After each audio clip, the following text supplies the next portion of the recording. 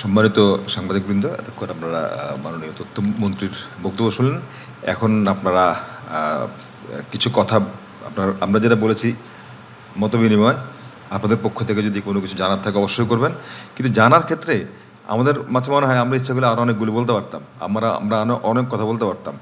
যেমন আমরা বলতে পারতাম এই যে ডক্টর মাহাদি আমিন বলে গেলেন 151 বেডের হসপিটাল করা হয়েছে উপজেলাতে, এটা কিন্তু আমরা ব্যাখ্যা করলে বলতে পারতাম যে এই যে আমরা এত উন্নয়নের গল্প শুনেছি, বাংলাদেশের স্বাধীনতার ঘোষক শহীদ রাষ্ট্রপতি জিয়াউর রহমানের সময় উপজেলা হাসপাতালে 30 শয্যা বিশিষ্ট হাসপাতাল করা হয়েছিল, এবং সেটা দীর্ঘ সময় না হয়ে দেশনেত্রী বেগম খালেদা জিয়া সরকারের সময় সেটি 50 শয্যায় উন্নীত হয়েছিল। এরপরে আর আমরা দেখিনি। বর্তমানে এসে তারেক রহমানের সরকার সেই হাসপাতালকে 151 বেডে উন্নীত করছেন। তাহলে এই যে ধারাবাহিক উন্নতি আমরা যদি এগুলি বলি, এমন অসংখ্য বলতে পারা যাবে। প্রত্যেকটা জায়গাতে প্রত্যেকটা ক্ষেত্রে বলতে পারা যাবে যে এই সরকার কী কী কাজ করেছে। যেমন 31 দফা করেছে, এই 31 দফার পরে গতকালকের আগের দিন, তার মানে গত পরশু, আপনারা জানেন ডক্টর মাহাদি আমিন বলেছে যে 70,000 বেশি শিক্ষককে অবসরপ্রাপ্ত, যারা জীবনে যে কদিন চাকরি করেছেন। এটা একটা কাহিনী আছে, সেটি হচ্ছে যে যখন বিএনপি সরকার প্রথমবারে ক্ষমতায় এসেছিল, রাষ্ট্র পরিচালনার দায়িত্ব পেয়েছিলেন, তখন দেশনেত্রী বেগম খালেদা জিয়ার সময় শিক্ষকদের জন্য একটি কল্যাণ ফান্ড করেছিলেন, বেসরকারি শিক্ষকদের জন্য তখন করেছিলেন। এরপর দ্বিতীয় মেয়াদে যখন ক্ষমতায় এসছেন, রাষ্ট্র পরিচালনার দায়িত্বে এসছেন, তখন করেছিলেন অবসর ভাতা বোর্ড। সেখানে শিক্ষকগণ তারা বেতনের একটি অংশ জমা দিতেন প্রতি মাসে, এবং সেখানে গভর্নমেন্ট আবার একটা দিতেন। দিয়ে যখন শিক্ষকরা তাদের জীবনের সোনালী সময় অতিক্রম করে যখন অবসরে যেতেন, তারা একটা নির্দিষ্ট অঙ্ক পেতেন। আপনারা আশ্চর্য হয়ে যাবেন যে সেটি হচ্ছে 2022 সাল থেকে 2026 সাল পর্যন্ত এই টাকা অবসরপ্রাপ্ত শিক্ষক যারা আছেন তাদেরকে দেওয়া বন্ধ করে রাখা হয়েছিল। কারণটা হচ্ছে ওই যে 2টা তহবিল করেছিলেন, সেই 2টা তহবিল তছরূপ করা হয়েছে। এর কারণে সেখান থেকে টাকা দেওয়া যায় নাই। তো এটা কিন্তু এই যে বিএনপির যে 31 দফা, এই 31 দফা ছিল না। সো স্বরাষ্ট্রমন্ত্রী বলছিলেন যে এটা হচ্ছে 32 দফা, যে আরেকটা পয়েন্ট। 31 দফা যা আছে সেগুলো তো বাস্তবায়ন করছি, এর বাইরেও কিছু বাস্তবায়ন করছে। এই জন্য আমার কাছে মনে হয় যে প্রশ্ন উত্তর মানে এটা না যে আমরা অনেকগুলি নেগেটিভ জিনিস জানার বের করবো। আমাদের কাছে মনে হয় এইটাও একটা বড় বিষয় যে আমরা কি পেয়েছি, আমাদের প্রত্যাশার প্রাপ্তিগুলি পেয়েছি কিনা। আমার মনে হয় আপনারা, আমাদের নেতৃবৃন্দ এখানে আছেন, আপনারা যদি কিছু জানতে চান তাহলে আপনার প্রশ্ন করতে পারেন। আসসালামু আলাইকুম, আমি বোরহানুদ্দিন, আমি ঢাকা মেইলে কাজ করি। আজকে সরকারের 180 দিনের যে সময় অতিক্রম করেছে, তার মধ্যে বিস্তারিত আমরা জেনেছি মাহাদি আমিন ভাইয়ের কাছ থেকে। আমার একটা প্রশ্ন যে 5 আগস্টের পরে, জুলাই গণ অভ্যুত্থানে শেখ হাসিনা পালিয়ে যাওয়ার পরে যে মব কালচার তৈরি হয়েছিল, সেই মব কালচার এখনও অব্যাহত আছে, এবং পুলিশ প্রশাসনের যে সদর দপ্তর এবং অন্যান্য মানবাধিকার সংস্থার তথ্য অনুযায়ী যে প্রায় শতাধিক ঘটনা এই বিএনপি সরকারের সময় ঘটেছে, এবং দেখেছি যে আইনশৃঙ্খলা বাহিনীও এই ক্ষেত্রে খুব বেশি সক্রিয় না, বরং নির্লিপ্ত থাকেন। এই মব কালচার বন্ধের জন্য সরকারের পক্ষ থেকে সামনের দিনগুলোতে কি ব্যবস্থা নেওয়া হবে, এই বিষয়ে আমি একটু জানতে চাচ্ছিলাম। ধন্যবাদ।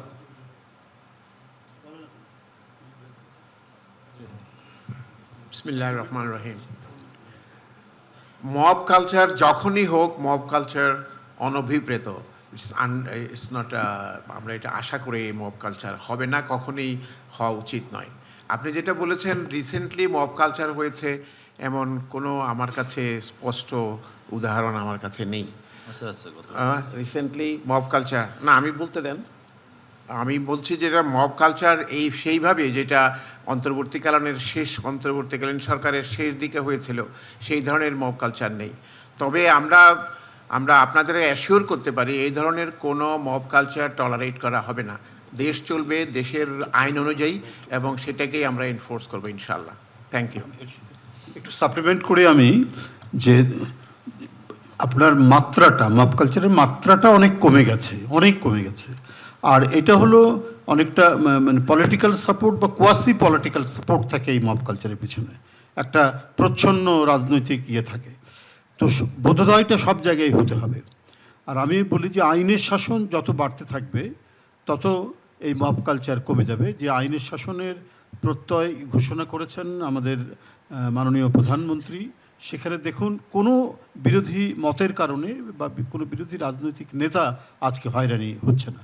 তো সুতরাং এই আইনি শাসনের যে আবহটা যতক্ষণ পর্যন্ত এটা বিরাজমান থাকবে বা এটা যত এগিয়ে যাবে মব কালচার তত কমে যাবে। ধন্যবাদ।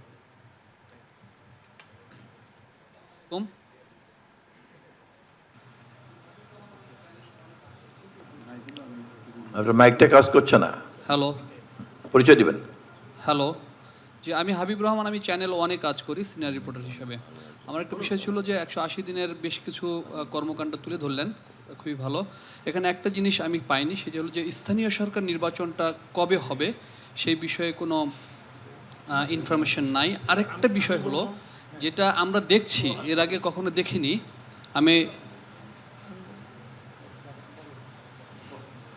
হ্যাঁ, আরেকটা বিষয় হলো যেটি জানার বিষয়, আপনি বেসিক জিনিসটা বোধহয় একটু মিস করতেছেন। আমরা গত 180 দিনের ব্যাপারটা আলাপ করেছি, আগামী 100 দিনের ব্যাপারে আলাপ করতেছি না। Please, thank you. বলছেন যে 180 দিনের, কিন্তু স্থানীয় সরকার নির্বাচন তো এটা মানে হওয়া উচিত, সেক্ষেত্রে 180 দিনে নেই কেন সেটাও তো আমি জানতে পারি এক সাংবাদিক হিসাবে। এটা একটা বিষয়, যদি স্থানীয় সরকার প্রতিমন্ত্রী এখানে আছেন যদি সেটি বলেন। পাশাপাশি আরেকটা বিষয় যে গাজীপুরে একটি বনে সেখানে বর্জ্য ব্যবস্থাপনার জন্য শাল বন কেটে সেখানে বর্জ্য ব্যবস্থাপনার জায়গা করা হয়েছে। প্রধানমন্ত্রী বলছেন যে পরিবেশ সুরক্ষা করার ক্ষেত্রে, আরেক দিকে দেখছি যে আমরা বন কেটে সেখানে বনের ওই জায়গাতে এই ধরনের একটি ব্যবস্থা করা হচ্ছে, সেটা সাংঘর্ষিক কিনা। একটি প্রশ্ন শেষ করে দিতে চাই, আমরা দেখছি যে গেল কয়েকটি বিষয়ে এক মিনিট লাগবে না, 30 সেকেন্ড। একটা করে প্রশ্ন করেন, যদি 3 জন করলে 3টা প্রশ্ন করলে তো সবাই করলে হবে না।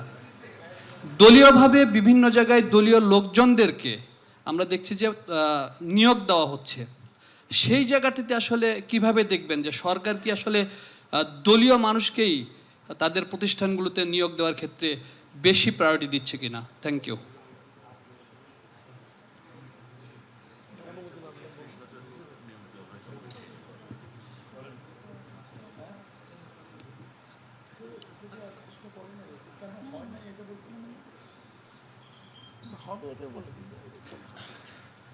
বিসমিল্লাহির রহমানির রহিম। একটা করে প্রশ্ন করেন, জবাব নন। উপস্থিত মাননীয় প্রধানমন্ত্রী, জমে গেলে সম্মানিত বোধহয় আর উপদেষ্টাবৃন্দ, জবাব হবে না। মন্ত্রী পরিষদের সদস্যবৃন্দ, মাননীয় প্রধানমন্ত্রীর প্রেস সচিব, অতিরিক্ত প্রেস সচিব এবং প্রেস উইংকে যারা রয়েছেন, শ্রদ্ধেয় সম্মানিত সাংবাদিকবৃন্দ এবং ক্যামেরা পার্সন, আসসালামু আলাইকুম। স্থানীয় সরকার নির্বাচন নিয়ে আমরা বহুবার উত্তর দিয়েছি প্রশ্ন, তারপর আমি পরিষ্কার করতে চাই। চলতি অর্থ বছরে স্থানীয় সরকারের 5টি নির্বাচন, সিটি কর্পোরেশন, পৌরসভা, উপজেলা, জেলা পরিষদ এবং ইউনিয়ন পরিষদের প্রায় 6,000 কোটি টাকার প্রয়োজন হবে এই সমস্ত নির্বাচন সম্পন্ন করতে। সরকার এই নির্বাচনগুলো করবার জন্য বদ্ধপরিকর। চলতি অর্থ বছরের বাজেটে এই টাকা রাখা আছে। নির্বাচন কমিশন প্রস্তুতি নিচ্ছে। নির্বাচন কমিশনের প্রস্তুতি শেষ হলে নির্বাচন কমিশন, স্থানীয় সরকার বিভাগ এবং অর্থ বিভাগ আমরা সমন্বিতভাবে বসে কোন নির্বাচনটি আগে করব, কোনটা পরে করব, এটা ঠিক করে সরকারের সম্মতি নিয়ে আমরা মাঠ পর্যায়ে নির্বাচনে চলে যাব। তবে এটা নিশ্চিত থাকবেন, চলতি অর্থ বছরের মধ্যেই স্থানীয় সরকারের 5টি নির্বাচনে সম্পন্ন হবে ইনশাল্লাহ। আসসালামু আলাইকুম, আমার নাম শাহিন চৌধুরী। আমি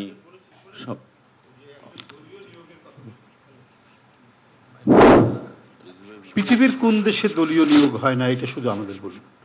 মার্কিন যুক্তরাষ্ট্রে বা ইংল্যান্ডে বা ইউরোপের আরও অনেক দেশে পুলিশ কমিশনার পর্যন্ত পলিটিক্যালি অ্যাপয়েন্টেড হয়, পোস্টমাস্টার জেনারেল পর্যন্ত পলিটিক্যালি অ্যাপয়েন্টমেন্ট হয়। আপনি দেখেন যে সে যোগ্যতা আছে কিনা, তার ইউনিভার্সিটি গ্র্যাজুয়েশন এবং পোস্ট গ্র্যাজুয়েশন আছে কিনা। এবং আপনাদের আরেকটা জিনিস বলে রাখি, মার্কিন যুক্তরাষ্ট্রে একটা নির্বাচন হলে যদি একটা পার্টির নতুন প্রেসিডেন্ট হন, তাহলে আগের প্রেসিডেন্টের যে চাকরিগুলো ফেডারেল চাকরি, 18,000 ফেডারেল চাকরি একসাথে চলে যায়, আবার নতুন 18,000 চাকরি দিতে হয় নতুন দলের নতুন প্রেসিডেন্টকে। এই স্পয়েলেজ সিস্টেম বলা হয় এটাকে। এই স্পয়েলেজ সিস্টেম পৃথিবীর বহু দেশে আছে, গণতান্ত্রিক দেশে আছে। আপনাদের দেখার বিষয় বা গণমাধ্যমের যে বিষয়টি দেখার, যে সে ওই জায়গার জন্য কোয়ালিফাইড কিনা, তার কোনো একটা ভালো বিশ্ববিদ্যালয় বা ভালো শিক্ষা প্রতিষ্ঠান, আলমা মাটার যেটাই বলি না কেন, সেখান থেকে তার মানে ডিগ্রি আছে কিনা, সে কমপক্ষে তার স্ট্রং কমন সেন্স আছে কিনা, এগুলো হচ্ছে বিবেচ্য বিষয়, কিন্তু এবং সে কাজ করার যোগ্য কিনা। আপনার সাথে আরও কথা বলবেন নজরুল ভাই। আসসালামু আলাইকুম, আমার নাম শাহিন চৌধুরী, আমি সম্পাদক এবি নিউজ। প্রথমেই সবাইকে ধন্যবাদ জানাচ্ছি যে আজকে 180 দিনের মাথায় সাংবাদিকদের মুখোমুখি হওয়ার জন্য। বিশেষ করে উপদেষ্টা মাহাদি আমানকে ধন্যবাদ যে তিনি একটি বিস্তারিত তথ্য তুলে ধরেছেন। আসলে একটি বিধ্বস্ত অর্থনীতির উপরে দাঁড়িয়ে এই সরকার তার যাত্রা শুরু করেছে। শুরুতেই অনেক দায়িত্বশীল কাজ করেছে, সেটা আমরা জানছি, কিন্তু একটি বিষয় আমি পয়েন্ট আউট করতে চাই যে নির্বাচনের মাধ্যমে আপনারা এই সরকার গঠন করেছেন, একই দিনে কিন্তু একটি গণভোট হয়েছে এবং গণভোটে জুলাই সনদ গৃহীত হয়েছে ভোটের মাধ্যমে। সেই জুলাই সনদ বাস্তবায়ন নিয়ে আপনাদের মধ্যে একটু শৈথিল্য দেখা যাচ্ছে এবং এই কারণে বিরোধী দলের সঙ্গে আপনাদের একটা গ্যাপ তৈরি হয়েছে। আপনারা দেখতে পাচ্ছেন যে 5.5 মাসের মাথায় জামাত এবং অন্যান্য দলগুলো বলতে শুরু করেছে যে সরকার ব্যর্থ হয়েছে। আমার প্রশ্ন হচ্ছে যে বিরোধী দলের সঙ্গে এই গ্যাপ পূরণ করার জন্য জুলাই সনদ বাস্তবায়নের ব্যাপারে কতদিন নাগাদ উদ্যোগ গ্রহণ করবেন? সবাইকে ধন্যবাদ।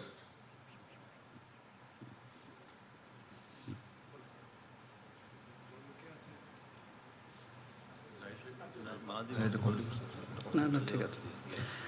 আচ্ছা, দলীয় ব্যাপারটা নিয়ে একটা কথা একটু বলি, একটা বাক্য বলে আমি আমার এই প্রশ্নের অ্যাড্রেস করা যাচ্ছি। সেটা হলো, মানে আমরা একজন দলীয় প্রধানমন্ত্রীর হাতে তো দেশ তুলে দিয়েছি চালানোর জন্য, তাই না? সো অন্যান্য জায়গায়ও দলীয় ব্যক্তিরাও নিশ্চয়ই ভালো করবেন এবং নজরুল ইসলাম খান যা বললেন সেটাই হচ্ছে ব্যাপার। উনারা কেমন করছেন, কোনো সমস্যা আছে কিনা, সেগুলো রাদার আমরা নিয়ে আসবো। জুলাই সনদ নিয়ে বিরোধী দল কথা বলছেন, কথা তারা বলবেন, এবং বিরোধী দলের কাজই হচ্ছে তারা সরকারের সাথে যেসব জায়গায় কনফ্লিক্টিং পয়েন্টস আছে সেগুলো নিয়ে কথা বলবেন। কিন্তু আমরা খেয়াল করব জুলাই সনদ নিয়ে আদিতেই একটা ডিবেট ছিল এবং বিএনপি তখনও নির্বাচন হয়নি, নির্বাচনের আগে তার অবস্থান স্পষ্ট করেছে সব সময়। মানে এই যে জুলাই সনদ বাস্তবায়ন বা জুলাই সনদ বলতে আমরা কি বুঝবো এ নিয়ে একটা অস্পষ্টতা আছে, তাই না? বিএনপি রিপিটেডলি বলেছে সংসদ ভবনের প্লাজায় যেদিন স্বাক্ষরিত হয়েছে তারিখটা সম্ভবত 17 বা 18 অক্টোবর তারিখ বলে বিএনপি বলে যে ওই তারিখে স্বাক্ষরিত জুলাই সনদ বিএনপি বাস্তবায়ন করবে। ওই একই জায়গায় বিএনপি আছে, সেটার জন্য যা যা করা প্রয়োজন সব কিছু করছে। ওটার মানেটা হচ্ছে ওখানে বিএনপির কিছু জায়গায় নোট অফ ডিসেন্ট ছিল। ওই সময়গুলোতে আমরা প্রচুর মিডিয়াতে কথা বলেছি। বিএনপির নোট অফ ডিসেন্ট নিয়ে অনেকের আপত্তি ছিল, অনেকের সমালোচনা ছিল, কিন্তু বিএনপি এই কথা কোনোদিন জানাতে কার্পণ্য করেনি যে এগুলো তার নোট অফ ডিসেন্ট। সে জনগণকে জানিয়েছে যে এগুলো সে করবে না, দ্বিমত প্রকাশ করছে। সো ওই নোট অফ ডিসেন্ট বাদ দিয়ে জুলাই সনদে আর যা যা আছে সব কিছু বিএনপি বাস্তবায়ন করবে। এর মধ্যে একটা বড় আলোচনা হচ্ছে সংবিধান সংশোধন নিয়ে। আপনারা জানেন এটার জন্য একটা কমিটি তৈরি করা হয়েছে, ওইটার প্রথম বৈঠক হয়েছে এবং এটা চলমান থাকবে। আমি রিপিট করছি, স্বাক্ষরিত জুলাই সনদ উইথ নোট অফ ডিসেন্টস। বিএনপির বক্তব্য এটাই ছিল, অন্যান্য দলেরও তো নোট অফ ডিসেন্ট ছিল, তারা যদি ক্ষমতায় আসতেন তারা তাদের নোট অফ ডিসেন্ট বাদ দিয়ে বাকিগুলো সংস্কার করে ফেলতেন। বিএনপিও সেটা করছে এবং আমি আপনাদের কাছে এক্সপেক্ট করব বিএনপি তার এই প্রতিশ্রুতি যেটা নোট অফ ডিসেন্ট, তার নোট অফ ডিসেন্টের বাইরের জিনিসগুলো সে করছে না, সেটা যদি হয় তাহলে বলবেন। এবং আমি বিরোধী দল যারা আছেন তারা তাদের রাজনীতি করুন, কিন্তু আমরা আশা করি জনগণ এই ব্যাপারটা বুঝতে পারছে। ধন্যবাদ। আসসালামু আলাইকুম। একটু 1 মিনিট।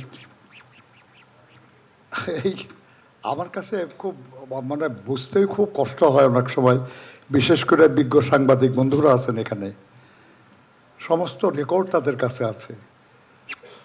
এই ব্যাপারে বিশ্লেষণের ক্ষমতা আমাদের যে কারো চেয়ে তাদের কম না। জুলাই জাতীয় সনদের যে ডকুমেন্ট সরকার থেকে প্রকাশ করা হয়েছিল, যে ডকুমেন্টে বাংলাদেশের প্রায় উল্লেখযোগ্য সব রাজনৈতিক দলের প্রতিনিধিরা দস্তখত করেছেন এবং দস্তখত করেছেন কোনো কক্ষে বসে না, জাতীয় সংসদের দক্ষিণ প্লাজায় জনগণের সামনে। আমি তো বিশ্বাস করি যে একটা রাজনৈতিক দলের জন্য এই ধরনের যে ডকুমেন্ট ঘোষণা, এটার মূল্য সবচেয়ে বেশি। কিন্তু আমরা দেখেছি যারা এই ডকুমেন্টে সিগনেচার করেছেন, সেই ডকুমেন্টের একদম প্রথম যেটা লেখা সেটা হলো কেন এই জুলাই জাতীয় সনদ। সংবিধান সংশোধনের কথা বলা হয়েছে সংস্কারের লক্ষ্যে। আমরা দেখি বদলে গেছে, সংশোধন শব্দটা বড় অপছন্দ হয়ে যাচ্ছে, কিন্তু ওটা তারা দস্তখত করেছে সবাই। সবাই যেটা দস্তখত করেছে সেখানে বলা আছে যে যে কোনো আলোচনায় দ্বিমতের সুযোগ থাকে, কিন্তু সেই দ্বিমত সঠিক কিনা, গ্রহণযোগ্য কিনা, এটা বিচারের ভার জনগণের উপর। এই জুলাই জাতীয় সনদে এই কথাগুলি স্পষ্ট লেখা আছে যে যারাই যে বিষয়ে কোনো নোট অফ ডিসেন্ট দিয়েছে, এটা যদি তারা তাদের নির্বাচনী ইশতেহারে উল্লেখ করে জনগণের ম্যান্ডেটের জন্য পেশ করে, আর তারা জনগণের ম্যান্ডেট পায়, তাহলে তারা সেই অনুযায়ী বাস্তবায়ন করবে। এটা সকলের দস্তখত আছে। কোথায় আপনি সরে যাচ্ছেন কেন? আপনি যা দস্তখত করছেন ওখান থেকে সরে যান। আর আমাদের কয়েকজন এক্সপার্টরা তারা একটা ড্রাফট করলো যেখানে যা ডিসিশন হয় নাই সেটাকে ডিসিশন বলে বলা হলো, ওটা পছন্দ করতেছেন। কখনো স্বীকার করেন না যে গণভোটের যে ডকুমেন্ট, সেই ডকুমেন্ট আপনাদের সঙ্গে পরামর্শ করে করা হয়েছে। আমাদের বিরোধী এক কিছু রাজনৈতিক দল আছে, তারা কিন্তু এটা স্বীকার করে না। আমরা তো জানিই না আর কি। তারা এটা রাষ্ট্রপতির একটা অধ্যাদেশ আকারে তারা এটা প্লেস করেছে। আমরা সবসময় বলেছি যে স্বাক্ষরিত যে জাতীয় সনদ, সেটা বাস্তবায়নের লক্ষ্যে হাবড় দেবেন। আমরা কখনো বলি নাই যে খালি এই ডকুমেন্টটা। আমরা সবসময় বলেছি যে ডকুমেন্টে আমরা সবাই একমত হয়েছি, এটাই হলো জনগণের ম্যান্ডেট। এবং সেখানে বলা আছে যে যা নোট অফ ডিসেন্ট দিছে, এটা বিএনপি খালি নোট অফ ডিসেন্ট দেয় নাই তো, আজকে যা সংসদে বিরোধী দল তাদেরও নোট অফ ডিসেন্ট আছে। জুলাই জাতীয় সনদ পড়ে দেখেন, বলা হয়েছে যারাই যে নোট অফ ডিসেন্ট দিয়েছে এটা তারা তাদের নির্বাচনী ইশতেহারে উল্লেখ করবে, জনগণের সামনে উপস্থাপন করবে। জনগণ যদি এটার প্রতি সমর্থন দেয় তাহলে তারা সেই অনুযায়ী বাস্তবায়ন করবে। আমরা আমাদের কথা থেকে সরি নাই, আমরা আমাদের প্রতিশ্রুতিতেই আছি। যারা এটাকে অন্যভাবে বোঝানোর চেষ্টা করতেছেন, এমনকি যারা ওই সময় দস্তখত করেন নাই, তারা পরবর্তীতে যে দস্তখত করেছেন তারা কিন্তু এই একই ডকুমেন্টে দস্তখত করেছেন, মেনে নিয়েছেন যে সংস্কারের জন্য সংবিধান সংশোধন করা হবে। এবং কি সংশোধন, সেটা যে সনদে উল্লেখ আছে, সেখানে যদি কোনো দ্বিমত থেকে থাকে এটা জনগণের সামনে নির্বাচনী ইশতেহারের মাধ্যমে উপস্থাপন করা হবে। জনগণের ম্যান্ডেট পেলে সে অনুযায়ী বাস্তবায়ন করা হবে। এর পরেও আমাদের মাননীয় প্রধানমন্ত্রী সংসদে বলেছেন যে দেখেন, যাই কিছু হোক, এটা যখন বিল আকারে সংশোধনে আসবে তখন তো আমরা সবাই এটা নিয়ে আলোচনা করতে পারবো। এবং এই আলোচনায় যদি আমাদের মতের চেয়ে বেটার কোনো অভিমত আমরা পাই, হতে পারে আমরা সেটা গ্রহণ করব। কিন্তু আলোচনাই করতে চাবেন না, এই নিয়ে যে একটা কমিটি করার কথা হয়েছে সেখানে অংশগ্রহণ করতে যাবেন না। গণতন্ত্রে তো আলোচনার কোনো বিকল্প নেই, সংসদেই হোক সংসদের বাইরে হোক। কাজে আমরা মনে করি এই নিয়ে কোনো দ্বন্দ্ব বিসম্বাদের কিছু নাই। আল্লাহর ওয়াস্তে আপনারা সমস্ত ডকুমেন্টগুলি একটু দেখেন, দেখে যদি মনে করেন যে আমরা দোষ করেছি বলেন, আমরা সংশোধনের চেষ্টা করব। Thank you. এটা সবশেষ কোশ্চেনটা আপনি করেন তাহলে। আমার নাম নুরনাহার উইলি, আমি মাছরাঙা টেলিভিশনে কাজ করি। 5 আগস্টের পরে দেখা গেছে যে আসলে জেল থেকে অনেক শীর্ষ সন্ত্রাসী বা জঙ্গি যারা অনেকে বেরিয়ে গিয়েছিল একটু সুযোগ নিয়ে, এবং তারা অনেকে আসলে এখন দেখা যাচ্ছে অনেকভাবেই তাদের নাম আসছে বিভিন্ন অপরাধমূলক কর্মকাণ্ডে। এই বিষয়টা কি আইন শৃঙ্খলা পরিস্থিতি সামলাতে বেগ পেতে হলো কিনা এই বিষয়টার কারণে?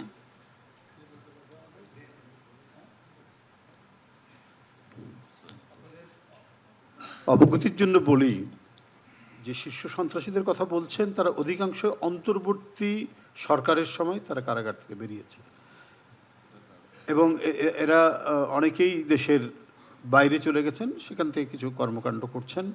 এবং এ বিষয়ে যে প্রয়োজনীয় পদক্ষেপ আমার মনে হয় সরকার এবং যে কনসার্ন যে মিনিস্ট্রি, হোম মিনিস্ট্রি এই বিষয়ে জানে, এবং প্রয়োজনীয় যে পদক্ষেপ ইতিমধ্যেই শুরু হয়েছে বিভিন্ন জায়গায়। আপনারা দেখেছেন, যার কথা মাহাদি আমের এখানে উল্লেখ করেছেন, ওই যে জঙ্গল সালিমপুর সেটা অপরাধমুক্ত করা হয়েছে এবং ক্রমান্বয়ে এগুলো আরও করা হবে। ধন্যবাদ। আসসালামু আলাইকুম, আমার নাম বাহরাম খান, আমি ডেইলি স্টারে কাজ করি। আমার প্রথম প্রশ্ন হচ্ছে জনপ্রশাসন উপদেষ্টা মহোদয়ের কাছে বিএনপির নির্বাচনী ইস্তেহারে স্পষ্টভাবে বলা হয়েছিল জনপ্রশাসন সংস্কার কমিশন গঠন করা হবে। জনপ্রশাসন একটি রাষ্ট্র পরিচালনার মূল বডি হিসেবে কাজ করে। 6 মাসেও এই কমিশন কেন গঠন করা হলো না বা উদ্যোগের দিকে আমরা দেখিনি। বিশেষ করে প্রশাসনের তরুণ অফিসাররা চুক্তিভিত্তিক শীর্ষ পদগুলোতে চুক্তিভিত্তিক নিয়োগে অভ্যন্তরীণভাবে খুবই ক্ষুব্ধ। আমরা বিভিন্ন সময় নিউজও করেছি, কিন্তু সরকার আরেক দফা চুক্তিভিত্তিক নিয়োগ দিতে যাচ্ছে বলে আলোচনা আছে। এটা সত্য কিনা, এটা একটা প্রশ্ন। দ্বিতীয় প্রশ্ন মাননীয় তথ্যমন্ত্রী মহোদয়ের কাছে, যে অন্তর্বর্তী সরকারের আমলে গঠিত গণমাধ্যম কমিশনের আলোকে স্থায়ী গণমাধ্যম কমিশন গঠনের বিষয়ে আরও আলাপ আলোচনার মাধ্যমে নতুন পদক্ষেপ নেওয়ার কথা। 6 মাসের মধ্যেও এই ধরনের কোনো পদক্ষেপ কেন হলো না, সরকারের কতদিনের ভিতরে নিতে পারে সেই বিষয়ে যদি বলেন। অসংখ্য ধন্যবাদ।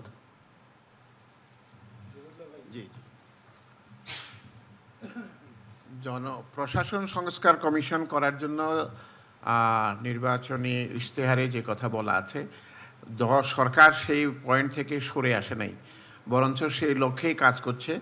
এবং ইন দি মিন টাইম কিছু প্রক্রিয়াও আপনারা দেখেছেন, কিছু কিছু কাজ জনপ্রশাসন মন্ত্রণালয় থেকে শুরু হয়েছে।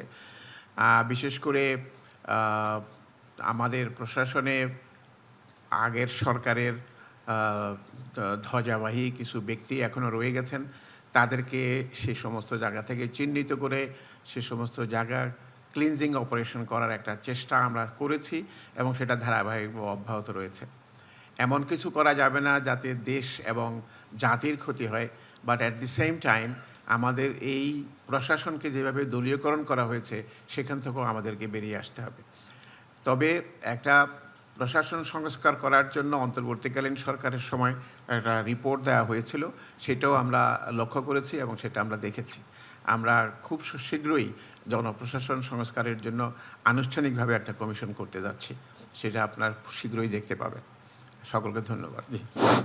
বুঝতে পারছেন তো যে সংস্কার কমিশন আমরা করতে চাই, কিন্তু সেই সংস্কার কমিশনকে যারা সাপোর্ট করবে ওখানে যদি ভূত ট্রুথ থাকে আর কি, এগুলো ক্লিয়ার না করে তো কমিশন করলে বলে ভালো কাজ হবে না। একটু সময় লাগতেছে, শিগগিরই হবে ইনশাল্লাহ। আমি একটু ওই গণমাধ্যম কমিশনের ওইটা একটু উত্তর দিই, ওই অংশটা। সেটা হচ্ছে যে গণমাধ্যম কমিশন গঠন করার ব্যাপারে আমাদের নির্বাচনী ইশতেহারে এবং 31 দফার মধ্যেও আমরা এ ব্যাপারে প্রতিশ্রুতি দিয়ে রেখেছি। ইতিমধ্যেই মাননীয় প্রধানমন্ত্রীর সঙ্গে গণমাধ্যমের যারাই কথা বলেছেন তারা সবাই আমাদের সরকারকে এবং মাননীয় প্রধানমন্ত্রীকে প্রশংসা করেছেন যে এই প্রথম এ পর্যন্ত কোনো গণমাধ্যমে কোনো ধরনের কোনো সরকারি নিয়ন্ত্রণ এবং প্রভাব তারা অনুভব করেন নাই। সেই কারণে তারা আনুষ্ঠানিকভাবে একাধিকবার মাননীয় প্রধানমন্ত্রীকে তারা ধন্যবাদ জানিয়েছেন, অভিনন্দন জানিয়েছেন। এই ব্যবস্থাটাকে প্রাতিষ্ঠানিক করার জন্য গণমাধ্যম কমিশন গঠন করার তাদের আগ্রহ এবং আমাদের প্রতিশ্রুতির মধ্যে কোনো অমিল নাই। মাননীয় প্রধানমন্ত্রীর নির্দেশে আমরা অংশীদারদের সঙ্গে বৈঠক করার উদ্যোগ নিয়েছি এবং অংশীদারদের সঙ্গে বৈঠকের কাজও আমরা প্রায় শেষ করে নিয়ে এসেছি। এখন আমরা ওয়ার্কিং গ্রুপ করব, তারা একটা ন্যাশনাল অ্যাকশন প্ল্যানের ড্রাফট তৈরি করবেন, দেন আমরা এটা সরকার ক্যাবিনেটের কাছে উপস্থাপন করব। কাজ এগিয়ে চলছে সকলকে সাথে নিয়ে। সাংবাদিক বন্ধুগণ, আমি একটু সদৃষ্টি আকর্ষণ করছি। আমরা যদি প্রশ্ন করি আমরা সারাদিন প্রশ্ন করতে পারবো। আমি জানি আপনাদের হয়তো আরো অনেক কথা বলার আছে, কিন্তু একটা বড় বিষয় কি, আমরা গত 6 মাসে কি ধরনের উল্লেখযোগ্য কাজগুলি করেছি, এই কাজগুলোর একটি তালিকা আপনারা presswing.pmo.gov.bd এখানে গেলে ডিটেইল কাজগুলি পাবেন। আপনারা প্রত্যেকটা মন্ত্রণালয়ের অধীনে, প্রত্যেকটা সংস্থা, অধিদপ্তর সবগুলোর অধীনে, ডিভিশনের অধীনে আমরা কি কি কাজ করেছি, বর্তমান সরকার 6 মাসের উল্লেখযোগ্য পদক্ষেপগুলি আছে। তো সেখানে গেলে আমার ধারণা আপনারা যা প্রশ্ন করবেন এগুলি পেয়ে যাবেন। আমরা বরং এখন একটার বেশি বেজে গেছে। আসসালামু আলাইকুম, আমার নাম শফিকুল ইসলাম, আমি কালবেলার ডেপুটি চিফ রিপোর্টার। আমার দুটি বিষয় কোশ্চেন, একটি ভূমিকা ছাড়াই বলছি, একেবারে ভূমিকা ছাড়া 2টা কোশ্চেন। একটা হলো বর্তমানে জ্বালানি সংকট নিয়ে বর্তমান সরকারের দীর্ঘমেয়াদী কি প্ল্যান আছে একটি, আরেকটি হচ্ছে যে স্বৈরাচার সরকারের যে আইজিপি ছিলেন বেনজির আহমেদ, আমরা দেখেছিলাম যে তাকে দুবাইয়ে গ্রেফতার করা হয়েছিল, সম্প্রতি তিনি ছাড়া পেয়েছেন। তো তাকে বাংলাদেশে ফেরত আনার ব্যাপারে সরকার প্রক্রিয়াধীন বলছে, এই বিষয়টি সম্পর্কে একটু বলবেন। ধন্যবাদ। এই প্রশ্নের উত্তর আমাদের নেতা নজরুল ইসলাম খান দিচ্ছেন এবং এর মধ্য দিয়েই নজরুল ইসলাম খান আপনাদের সবাইকে ধন্যবাদ জানিয়ে সমাপ্তি ঘোষণা করবেন।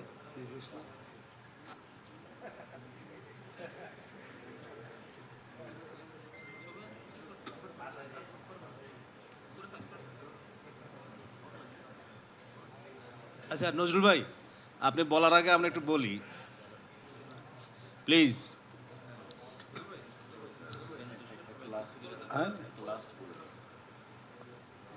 নজরুল ভাই একটু আপনি বলার আগে আমি একটু বলছি যে আমরা তো প্রশ্ন করতে করতে এই জায়গায় তো মাত্র কয়েক মাস হলো হয়তো প্রশ্নের বাইরে আছি, কিন্তু প্রধানমন্ত্রীর কার্যালয়ে যে এভাবে প্রশ্ন করা যায়, বিগত প্রশ্নগুলো শুনে যে সরকারকে প্রশ্ন করতে হবে, ক্ষমতাকে প্রশ্ন করা যায়, সেটি আজকের সংবাদ সম্মেলনে প্রথম আমার ধারণা অনেকটা পরিষ্কার হলো এই 180 দিন উপলক্ষে। কিন্তু শুরুতে যে কথাটি মাননীয় প্রধানমন্ত্রী উপদেষ্টা মাহাথির আমিন বলেছেন যে বিএনপি একটি ভঙ্গুর একটি অবস্থার মধ্য দিয়ে, ধ্বংসযজ্ঞের মধ্য দিয়ে উপর দাঁড়িয়ে একটি সরকার পেয়েছে, এটি প্রথম নয়। 74 দুর্ভিক্ষের পর 75-এর 7 নভেম্বর পর বিএনপি কিন্তু এভাবেই ক্ষমতায় এসেছিল, যখন সরকারই ছিল না 3 দিন। তারপর 9 বছরের স্বৈরাচার এরশাদের শাসনের পর তারপরে কিন্তু ক্ষমতায় এসেছে বিএনপি, এবং তারপরে কিন্তু চট্টগ্রামে ভয়াবহ জলোচ্ছ্বাস এবং অসংখ্য মানুষের প্রাণহানি। কোষাগারে তখন ছিল মাত্র 27 কি 28 মণ চাল। একই রকমভাবে 2001 সালে ক্ষমতায় আসার আগে অর্থনীতি পুরো শেষ হয়ে গিয়েছিল এবং নানা ধরনের ঘটনা। কিন্তু বিএনপি কখনোই খুব বেশি মানে বেটার একটা ভিত্তির উপর ক্ষমতা এসে পেয়েছে এরকম কোনো ঘটনা কিন্তু বিএনপি ক্ষমতা আসার পরে ইন্টারন্যাশনাল ম্যাগাজিনে কিন্তু লেখা হয়েছে বিএনপিকে নিয়ে ইমাজিন টাইগার। সো বাংলাদেশের মানুষের যে প্রত্যাশা বিএনপির কাছে কিন্তু অনেক বড়, সেই ইমাজিন টাইগারের কিছু তো যাত্রা নিশ্চয়ই শুরু হয়েছে, যে মাননীয় প্রেস সচিব মহোদয় যেটা বললেন যে আমরা তার তথ্য পাবো। কিন্তু আজকের এই প্রেস কনফারেন্সে একটি বিষয় আমাদের জন্য যেটি, যে আমরা যে পদে এখন সংবাদ মাধ্যমে কাজ করছি, টেলিভিশনে কাজ করছি, যে আমরা কিন্তু তেল নিয়ে আসিনি আপনাদেরকে দেওয়ার জন্য, আপনাদেরকে প্রশ্ন করার প্রশ্নই নিয়ে এসেছি, প্রশ্ন করলাম। নিশ্চয়ই এই উত্তরগুলো আপনারা দিচ্ছেন এবং এই উত্তরগুলোকে আমরা মানুষের কাছে দেব। কিন্তু আমি বড় বিষয় বলতে চাই, একটি প্রশ্ন, সেটা যে বাংলাদেশের বড় সংকট রোহিঙ্গা সংকট, সেই সংকটের সমাধানে সেটি বেগম খালেদা জিয়াও বলে গেছেন, একই রকমভাবে সরকার নির্বাচনী ইশতেহারের মধ্যেও আছে। এই 6 মাসে তার কোনো অগ্রগতি যদি জানানো সম্ভব হয় আজকের এই সংবাদ সম্মেলনে আরেকবার একটু বলবেন। ধন্যবাদ।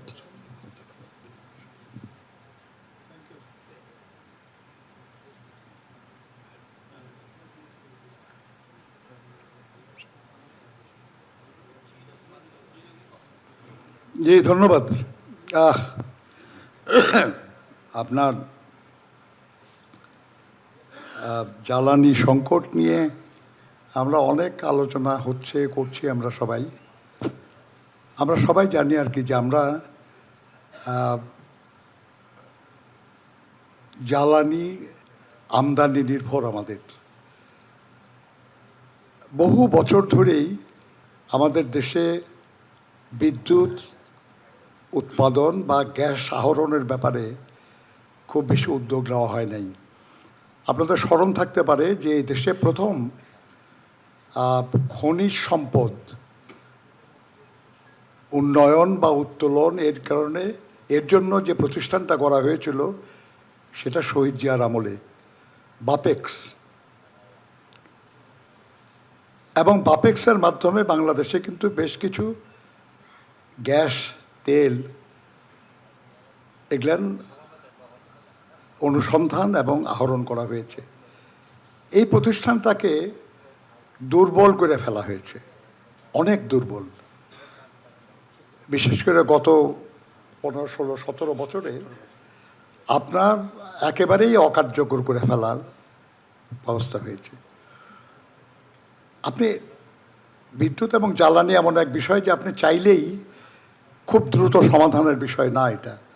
আপনি যদি গ্যাস বা পেট্রোলিয়াম জাত দ্রব্য আপনি যদি উত্তোলন করতে চান, তার আগে অনুসন্ধান করতে হবে, উত্তোলন করার পরে সেটা ডিস্ট্রিবিউশনের ব্যবস্থা করতে হবে, এটা সময় সাপেক্ষ ব্যাপার। এমনকি আপনার আমদানিও সময় সাপেক্ষ ব্যাপার। আপনারা শুনেছেন নিশ্চয়ই যে অতি সম্প্রতি বহু দেশের সঙ্গে আমরা আলোচনা করছি, আমাদের সরকার, এমনকি মিয়ানমারের সঙ্গে পর্যন্ত আলোচনা হচ্ছে যে পাইপলাইনের মাধ্যমে গ্যাস নিয়ে আসা যায় কিনা, চেষ্টা হচ্ছে। কিন্তু আমরা এটাও জানি যে স্বাভাবিক যে বিতরণ, আমদানি এবং বিতরণের যে ব্যবস্থা ছিল, এটা আমেরিকা, ইসরায়েল এবং ইরানের যুদ্ধের কারণে এটা ইন্টারাপ্টেড হয়েছে, ডিসরাপ্টেড হয়েছে। বহু দেশের সঙ্গে চুক্তি ছিল আমাদের, তারা রপ্তানিতে আগ্রহ নাই। অনেক জায়গা থেকে আমরা আমদানি করছি, কিন্তু সেখানে জাহাজ আসতে অনেক বিলম্ব হচ্ছে। হরমুজ প্রণালী বিষয় সবই আপনারা জানেন। এর ফলে জনগণের কিছু কষ্ট হচ্ছে।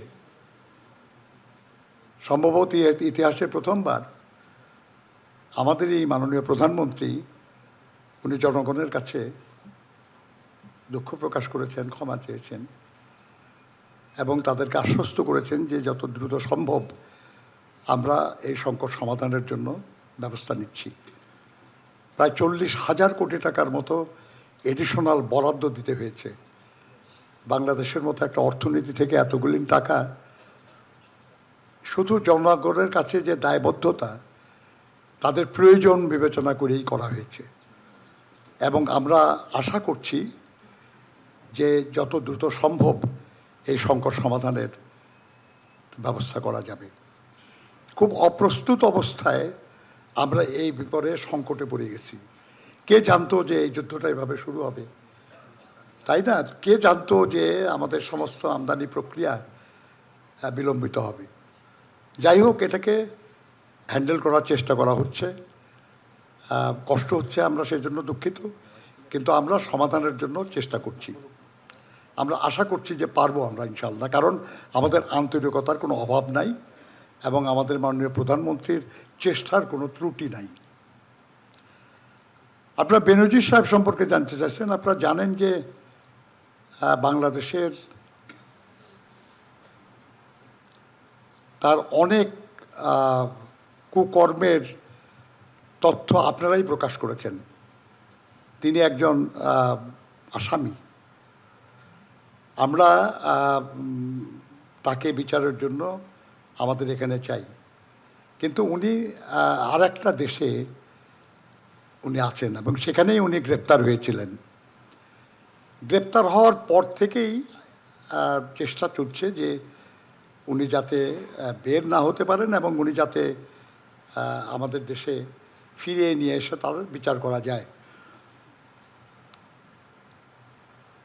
এই ব্যাপারে আমাদের সরকারের পক্ষ থেকে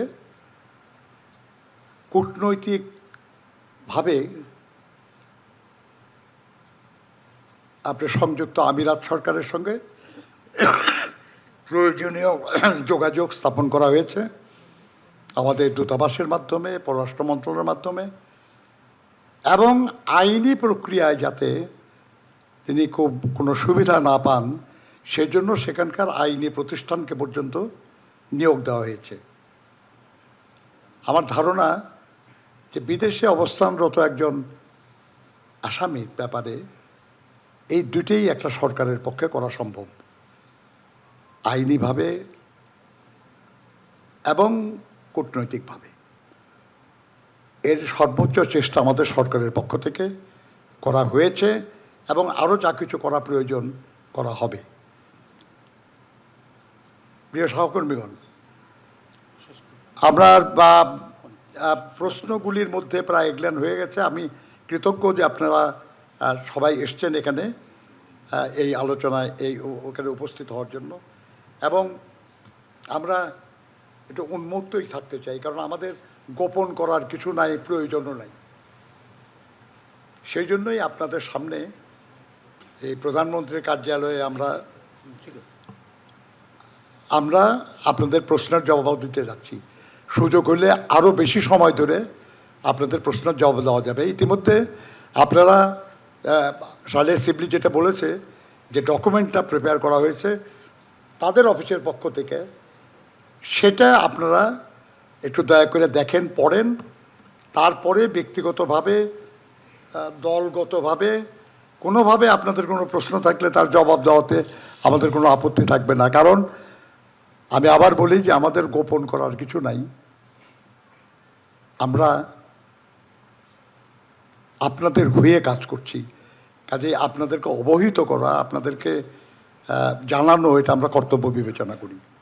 বন্ধুগণ, আমি প্রথমেই আমার সহকর্মীদেরকে ধন্যবাদ জানাই যে তারা যার যার অবস্থান থেকে যা বলা দরকার ছিল তারা বলেছেন। বেশি বলেছে মাহাদি আমিন, উনি প্রধানমন্ত্রীর মুখপাত্র, প্রধানমন্ত্রীর পক্ষ থেকেই বলেছেন তিনি। এর অনেক কিছুই জানেন আপনারা, অনেক কিছু সবসময় মনে থাকে না, কিন্তু এটা একত্র করলে সম্ভবত আপনারা অন্তত এতটুকু অনুভব করবেন যে মাত্র 6 মাসে এত একটা বড় সমস্যা পীড়িত দেশে যতটুকু করা সম্ভব হয়েছে হয়তো যথেষ্ট না, কিন্তু একেবারে কমও না। আমি প্রথমেই ধন্যবাদ জানাই আপনাদেরকে, আমাদের দেশে যারা সংসদে বা সংসদের বাইরে বিভিন্ন রাজনৈতিক দল আছে, শ্রেণী পেশা সংগঠন আছে, বিশেষ করে জনগণকে, যে তারা গত এই 6 মাসে অনেক সহযোগিতা করেছেন। কেউ কেউ কিছু বিরোধিতা করেছেন, আমরা সেটাকে সহযোগিতার অংশ হিসেবেই দেখতে চাই। আমরা সবার কাছে কৃতজ্ঞ, আমরা তাদের ধন্যবাদ জানাই। আমরা আশা করি যে আমার আগামী দিনগুলির যে পরিক্রমা, সেখানেও তারা দেশের মানুষ এবং আমাদের সম্মিলিত যে সমৃদ্ধি সেটা অর্জনে তারা পাশে থাকবেন। প্রিয় সহকর্মীরা, আপনারা আমার বন্ধুদের কাছ থেকে শুনেছেন আর কি, যে বাংলাদেশে সব কিছুই যেন খুব দ্রুত ঘটে।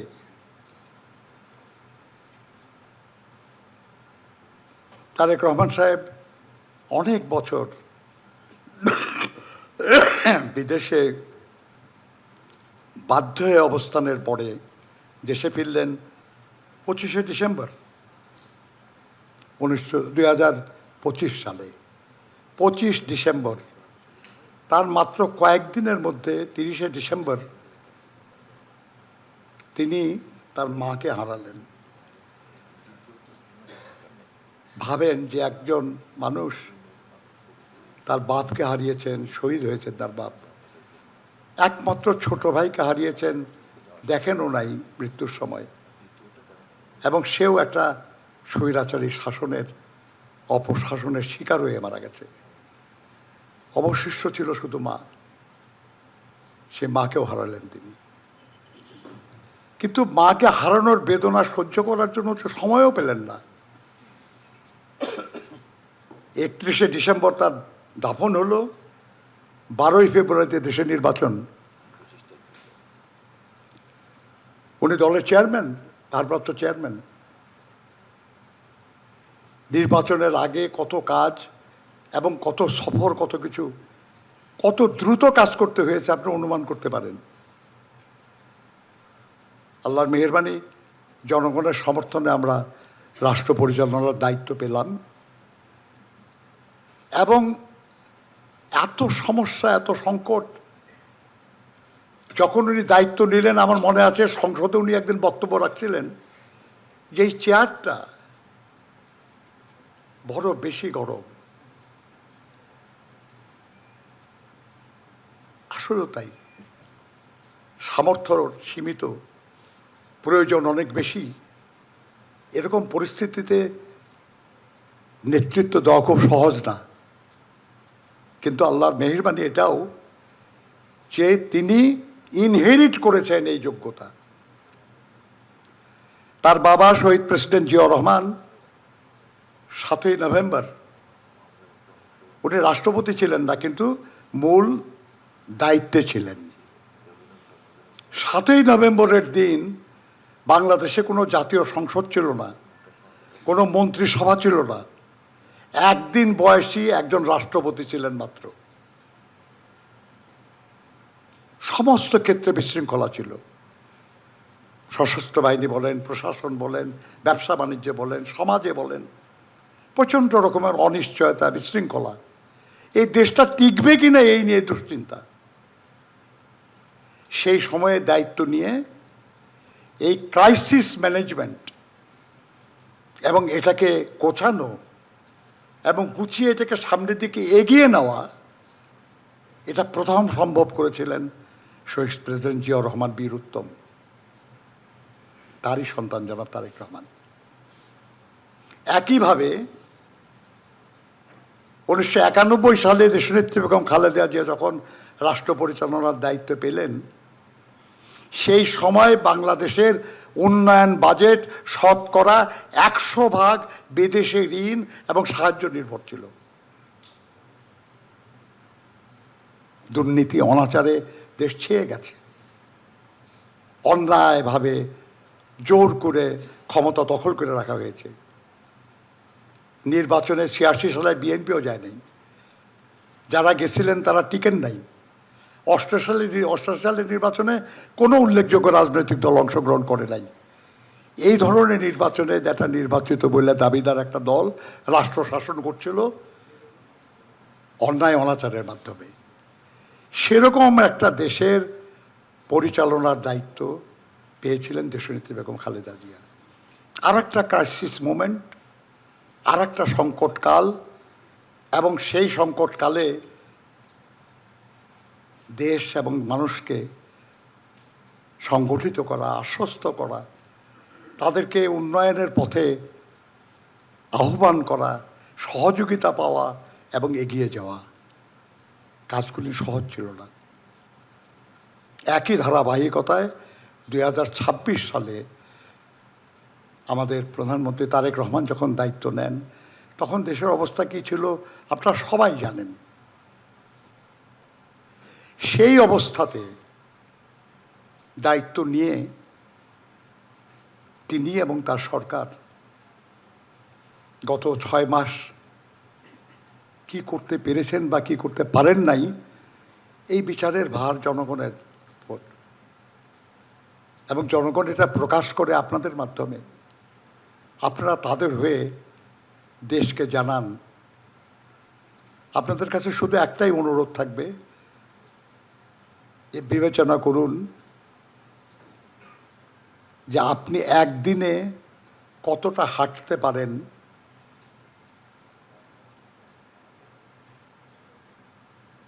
তার 10 ভাগের 1 ভাগ সময়ে, আমরা তো 6 মাস তো প্রতি বছর যদি একবার করে হয় 5 বছরে 10 বার হবে নাকি? এই 10 ভাগের 1 ভাগ সময়ে কিছুই যদি আমরা অর্জন না করতেও পারতাম, শুধু যদি সেই অর্জনের পথে অগ্রসর হতে পারতাম, পরিকল্পনা প্রণয়ন করতে পারতাম, সিদ্ধান্ত নিতে পারতাম, তাহলেও তো ধন্যবাদ দিতেন আপনারা। কিন্তু আমরা শুধু সেটা না, আমরা কিছুটা অগ্রসরও হয়েছি। আমাদের চেয়ে যোগ্য লোক থাকলে হয়তো আরও বেশি বাড়ত, কিন্তু ইতিপূর্বে যারা আমাদের দেশ শাসন করেছে তাদের সঙ্গে আপনারা যদি কম্পেয়ার করেন, তাহলে দেখবেন বেশ কিছু প্রশংসনীয় দৃষ্টান্ত স্থাপিত হয়েছে। আপনার এই বিশাল প্রধানমন্ত্রীর কার্যালয়, আমাদের প্রধানমন্ত্রী এখানে বসেন না রেগুলার, খুব ছোট একটা অফিস সচিবালয়ে, উনি ওখানে বসেন, এবং উনি ওখানে প্রতিদিন সকাল 9টার মধ্যে পৌঁছার কারণে সচিবালয়ে কিন্তু সব অফিসের লোকরা, মন্ত্রণালয়ের লোকরা এখন 9টার আগে অফিসে পৌঁছে। আশেপাশে বিভিন্ন অধিদপ্তর এগলেন জায়গায় যারা কাজ করে তারাও টাইম মতো অফিসে যাওয়া শুরু করেছে। ক্রমান্বয়ে হয়তো সারা দেশেই আমরা একটা নিয়মানুবর্তিতা করতে পারবো। আপনি যে পরিকল্পনায় নেক সরকার বাস্তবায়নের জন্য তো কিছু মানুষের দায়িত্ব আছে, তাদেরকে যদি সাথে না নেওয়া যায়, তাদেরকে যদি সক্রিয় না করা যায় হবে না। উনি সেই জায়গা থেকেই শুরু করেছেন। এরকম অসংখ্য দৃষ্টান্ত ব্যক্তি জীবন দিয়েও করেছেন। একই কিন্তু শহীদ জিয়া করতেন, বেগম জিয়া করতেন, উনিও করতেছেন। আমি বিশ্বাস করি একজন তার সহকর্মী হিসাবে তার আন্তরিকতার কোনো অভাব নাই। সামর্থ্যের ঘাটতি আছে আমাদের, প্রয়োজন অনস্বীকার্য। আন্তরিকতা থাকলে এবং নিষ্ঠা থাকলে আমার ধারণা জনগণের প্রয়োজন মেটানো আমাদের পক্ষে সম্ভব হবে। কিন্তু এই কাজটা সম্ভব হবে না যদি আমরা আপনাদের সহযোগিতা না পাই। আমাদের বিএনপি সরকার, আপনাদের বিএনপি হওয়ার দরকার নাই, আমাদেরকে মোসাহেবি করার দরকার নাই, আমাদেরকে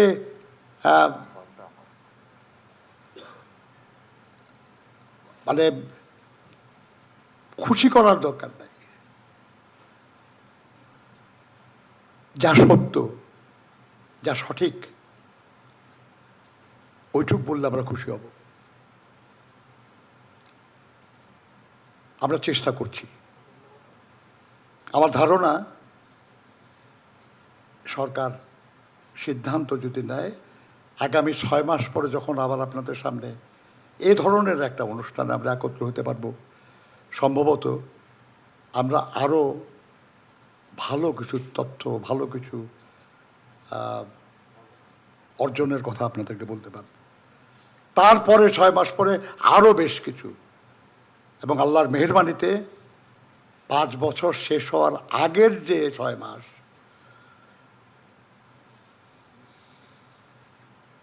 আপনারা খুব খুশি মনে আমাদের কোনো অনুরোধ ছাড়াই লিখতে পারবেন, বলতে পারবেন যে সময়টা ভালো কেটেছে। চলুন আমরা সবাই আল্লাহর কাছে প্রার্থনা করি যে দেশ এবং দেশের মানুষ তাদের আকাঙ্ক্ষা পূরণের জন্য আমরা যেন সবাই একসাথে কাজ করতে পারি। ভুল হলে আপনারা সমালোচনা করবেন, কিন্তু ভালো কাজে দয়া করে সমর্থনও করুন, সহযোগিতা করুন, আমাদের জন্য না, দেশ এবং দেশের মানুষের জন্য। আপনাদের সবাইকে ধন্যবাদ। আসসালামু আলাইকুম। সাংবাদিক বন্ধুগণ, আপনাদেরকে অসংখ্য ধন্যবাদ। আমরা শুরুতে একটা কথা বলেছি যে আসলে এটা প্রচলিত অর্থে কোনো সংবাদ সম্মেলন ছিল না, জনগণের কাছে দায়বদ্ধ ছিল সরকার। সেই জায়গা থেকে শুধু একটা কথা বলতে ভুলে গেছিলাম, যেটা আমরা আজকে যে আপনাদের সামনে কথা বলছি, এটা কিন্তু আমাদের কোনো প্রতিশ্রুতি পূরণের বিষয় না। আমরা কখনো আপনাদেরকে বলি নাই যে আগে 6 মাসে আমরা এই কাজ করব, বলি নাই কখনো। কিন্তু আমরা এটা বলতেছি আমাদের দায়বদ্ধতা থেকে, এবং গণতান্ত্রিক রাষ্ট্র ব্যবস্থায় সরকারের যে জবাবদিহিতার যে দায়বদ্ধতা, সেখান থেকে বলছি আমরা।